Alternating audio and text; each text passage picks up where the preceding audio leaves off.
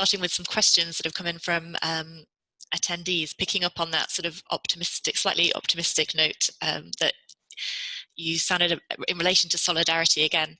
And this is a question from Regina Apondo on Twitter, who's a colleague of Vera's at Konkui Design Initiative, who says, is it possible for climate change social movements to have North-South solidarity in the same way that governments and corporates do?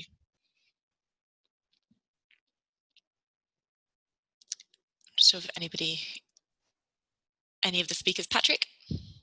I love that question because I see it all the time, since I have a foot in both camps, but particularly because even the idea of climate justice, I think, emanates from two sources that are phenomenal. Environmental justice in the global south of the north, the most racist places in the United States, where many of the EJ movements came out of the Black Lives Matter in an earlier era, early 1980s, trying to defend against toxic dumping. You know, there's strong racial correlation to pollution in the US. But at the same time, in Ecuador, Quito, a group called Acción Ecológica started formulating climate justice analysis in it. And it also drove some of the global South discussions, especially about climate debt and capacities to organize against carbon trading, which we took up actually in Durban in 2004 with the Durban Group for Climate Justice.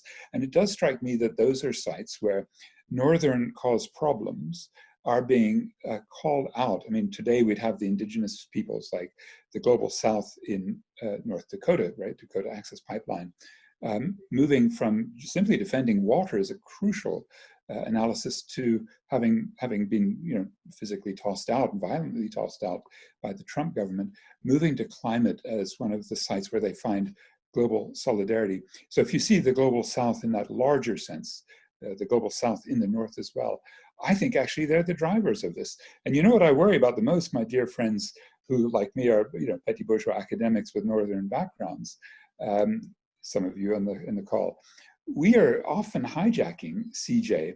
I was at a conference in my, you know, with my friends at the Glasgow Caledonian University last year, the first climate justice forum of academics, and the lack of attention to those driving forces from the South struck me as extraordinary. So I think it actually, things like reparations, the climate debt, the critique of carbon trading, now that Joe Biden's going to bring it back in a big way, those are things where the South CJ will need the North CJ to help out fighting. And I hope the North CJ activists and scholars will be with them. Thank you. Did any of the other speakers want to come in? Just if you give me a wave, I'll... Yes, if I could, Charlotte, just to echo Patrick, I don't think that we can build a successful movement that addresses issues of climate justice unless it's global. It has to be global in that respect.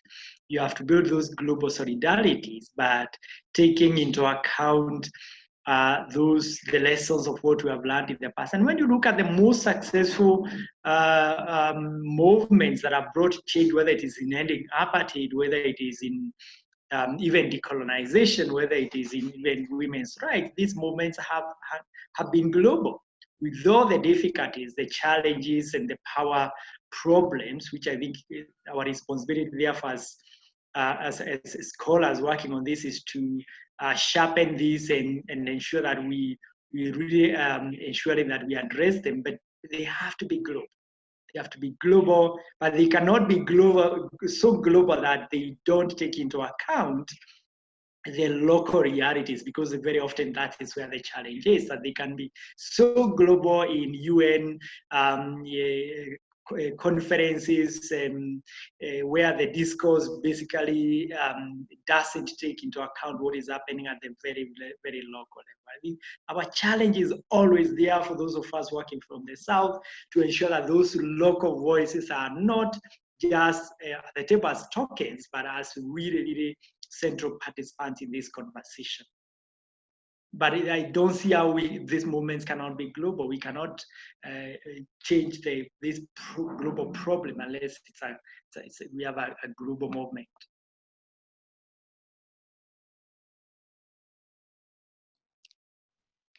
I don't know if Jola or Salah, if you wanted to add anything, or I'll move on. There's a different question, which I think speaks to, I guess, some of these issues as well about scale and of action. I think Dr. Bond and Dr. Rutari definitely addressed the issue well. The only thing I would just add, just very briefly, is the issue of technology.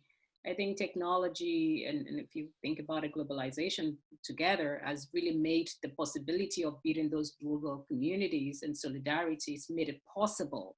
My struggle is that we don't want it to be hijacked at the same time. You know, how technology can advance the good, but also there might be drawbacks. And who has access to those technologies, those social media, and how they can use it for good. That's what's been happening in Nigeria. The people leading the movement for the NSACs were young people, 22 years old, 20 years old people, and they were able to raise resources, not only locally, but also from people abroad, and to be able to literally provide for those who were participating with them in the protest. So we're seeing this happen, but it needs to happen more. That's all I'll add, yeah.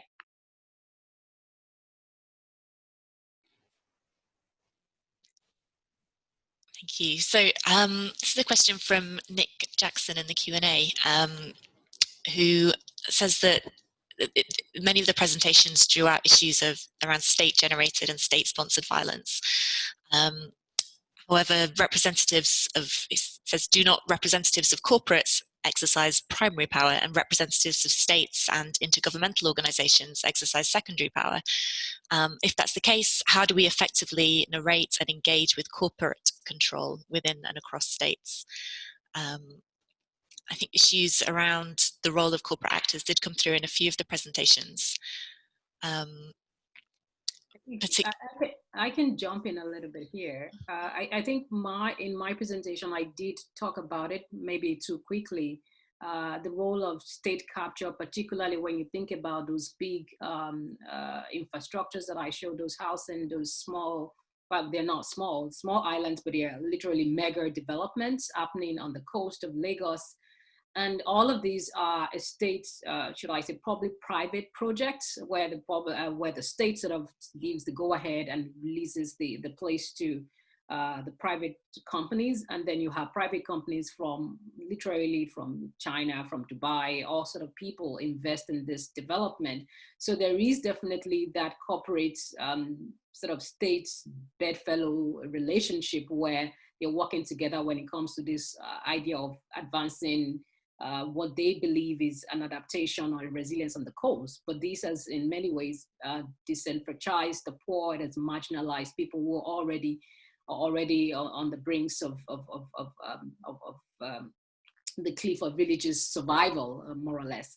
And so there is that problem. It's not to say they're not part of the problem, they are definitely there. But my own opinion is that the state is really the facilitators of those types of corporate takeover of adaptation. And in terms of the solutions, it comes back to, you know, political will of the people to challenge that sort of relationship, or that sort of buying up all of the land, the green grabbing, the land grabbing. All of this has to do with the relationship between the state and corporate agents and how that is affecting people. But how to address it comes back to how people will come together to fight the system and change it.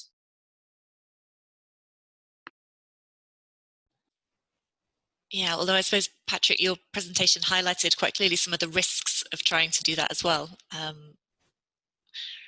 Well, perhaps if you're asking now, I would remind us that Frantz Fanon had a contribution to this question of Nick's, and he said in a book towards the African Revolution, he says, let me just find this here, he says, "For my part, the deeper I enter into the cultures and the political circles, the surer I am that the great danger that threatens Africa is the absence of ideology."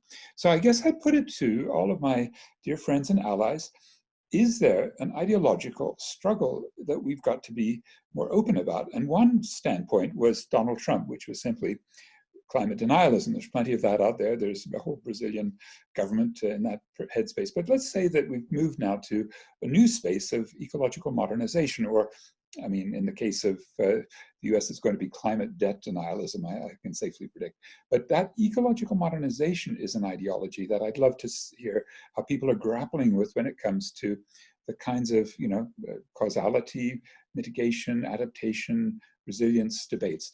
And then we have CJ. And I think there's some limits to CJ. And I think there's some of the NIMBY, not in my backyard limits, that I often run into when I survey and work with all of our comrades on the ground in CJ work.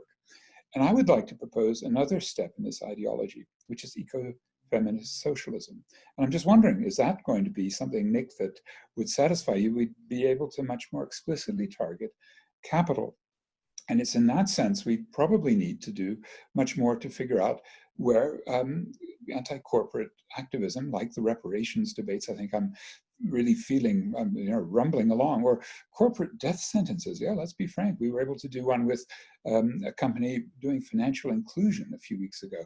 We also had an anti-corporate politics, since Mutuma was mentioning them, which was to take away the corporate property rights, intellectual property rights over AIDS medicines. Now, this is exactly the debate this month in Geneva in the World Trade Organization about a COVID-19 vaccine. Can't we take the property, the intellectual property, the proprietary, taxpayer subsidized, massive profit potential of these companies coming out with vaccines and make them a commons? Can't we make an eco-feminist socialist commoning ideology out of these multiple crises? We did it actually here in South Africa, and in fact all across Africa, on AIDS medicines, and life expectancy has gone through the roof here, from 52 to 65 as a result of 7 million people living with HIV getting these free medicines delivered generically through the public sector. So I would throw that back out to all of you, and especially because, squeamish academics, middle of the road, petty bourgeois careerists, like myself, we avoid ideology, don't we? Sometimes it's like not good for our careers.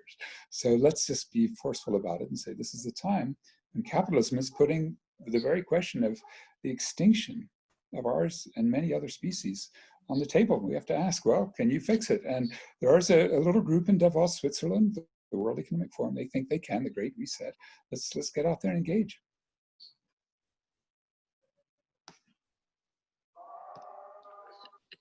Does anybody want to respond to that immediately?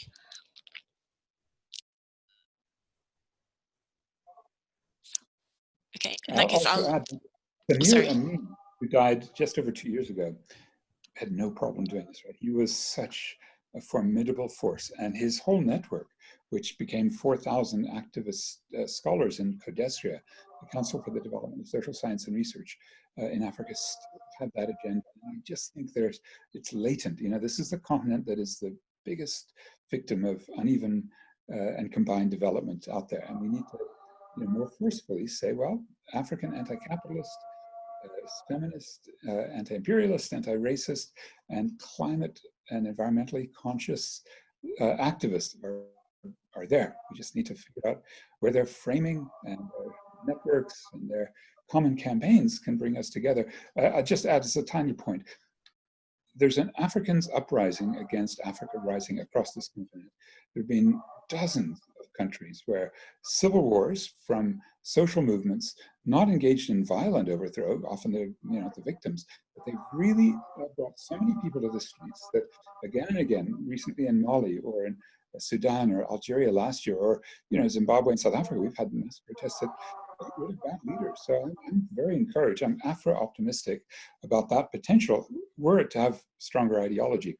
And of course, Afro-pessimistic about the running the show.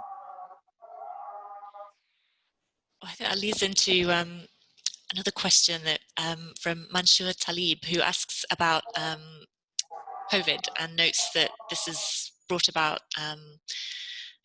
it's increased in some ways violence and crime in informal settlements in Nairobi. And I guess that leads to a sort of more general question about what the impact of the pandemic is. Does it generate perhaps some more opportunities for the kind of testing these kind of politics, for activism, for solidarity, or other things that other impacts of the pandemic on how people are experiencing violence and climate change in African cities?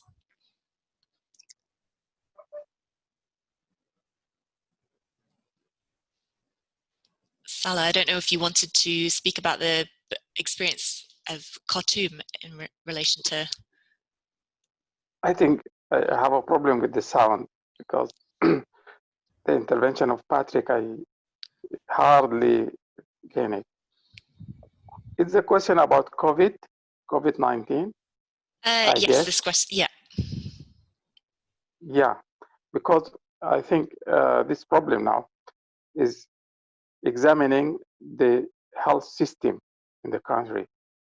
And it's very important that in developing countries and in African countries, actually they were very acute, permanent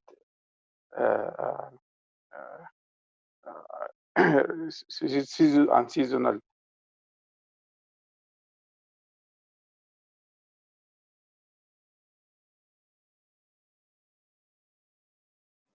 I think we might have an issue with sound, unfortunately.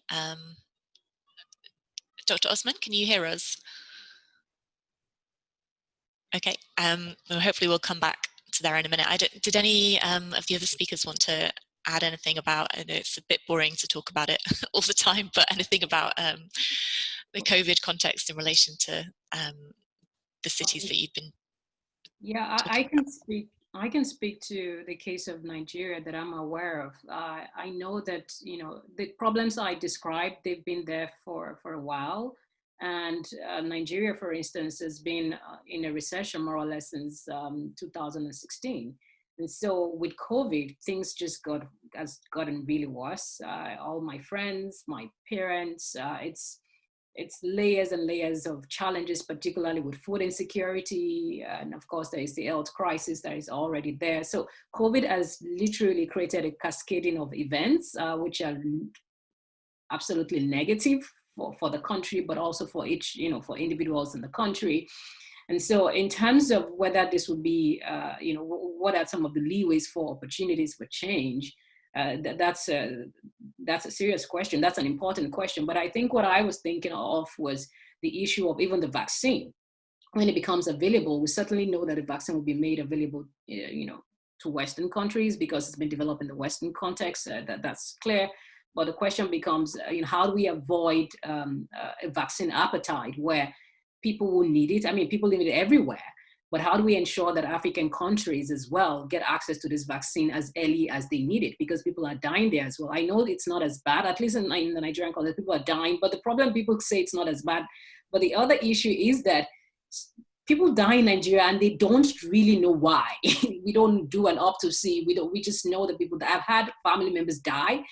And some of them, they don't say it's COVID, but they didn't really test to know why they've died.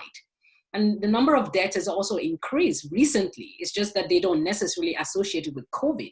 So when the vaccine becomes available, how do we ensure that countries who are already on the brink of disaster, and not just Nigeria, there's several other countries in the African context, how do we ensure that they get those vaccines as early as possible and that it's made available to especially the poorest people in society as well? I think that's my biggest concern.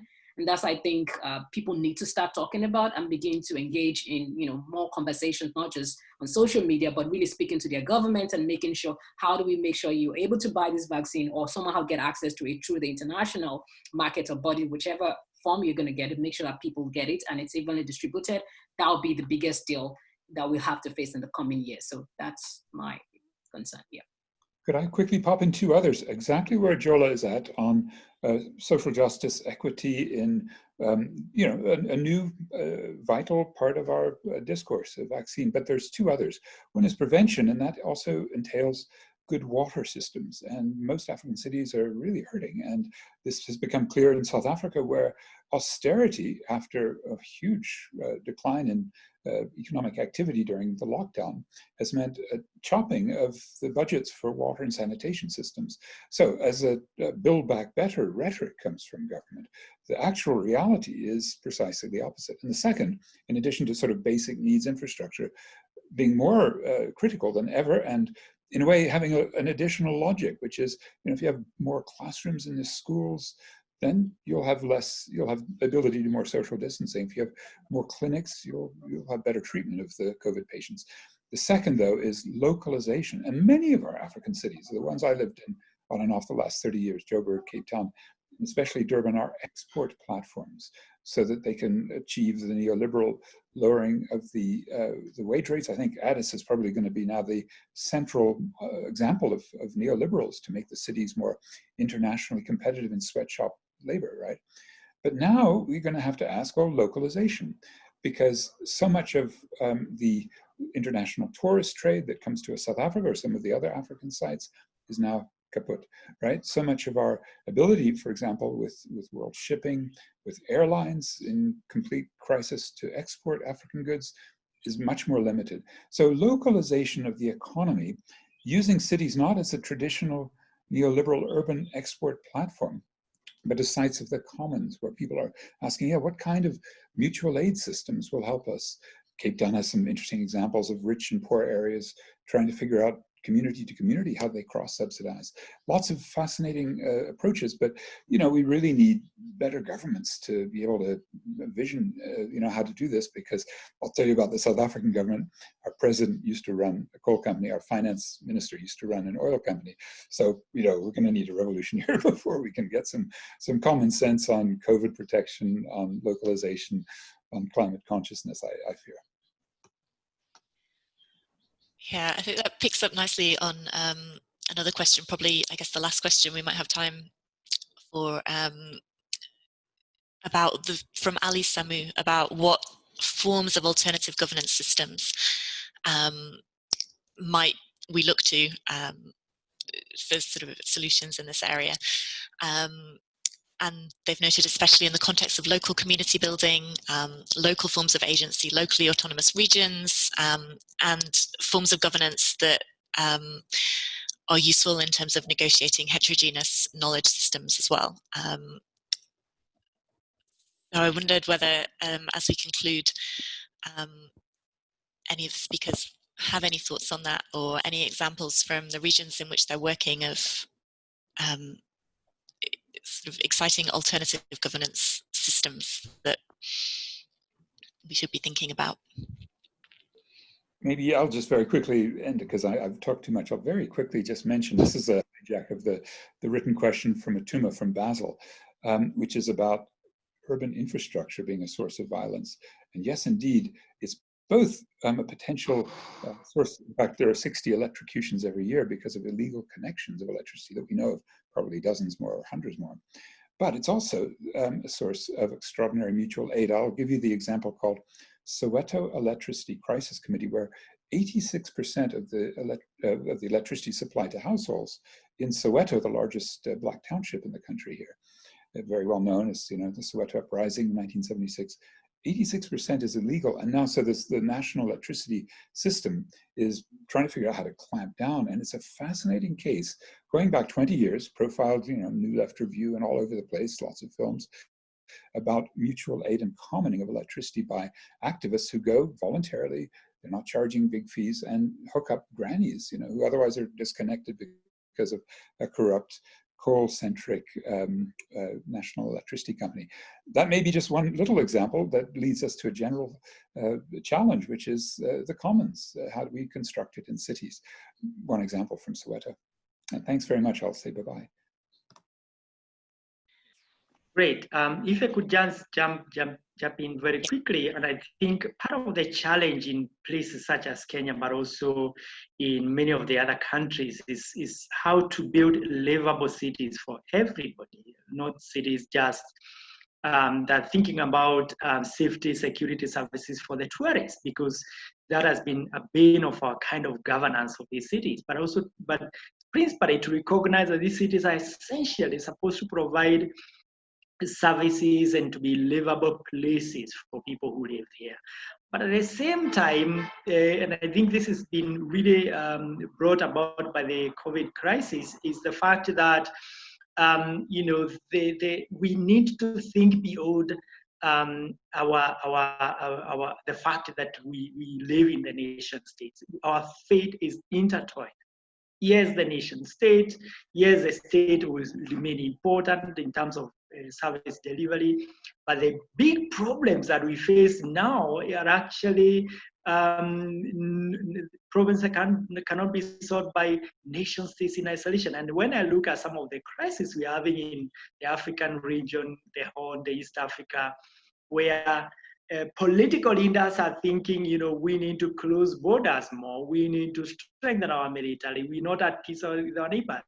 It's nonsense of everything we know and where we are coming from to think that we can meaningfully develop our nations if we are not looking at ourselves as part of the global society, as part of the regions. And I mean, diseases are crossing boundaries.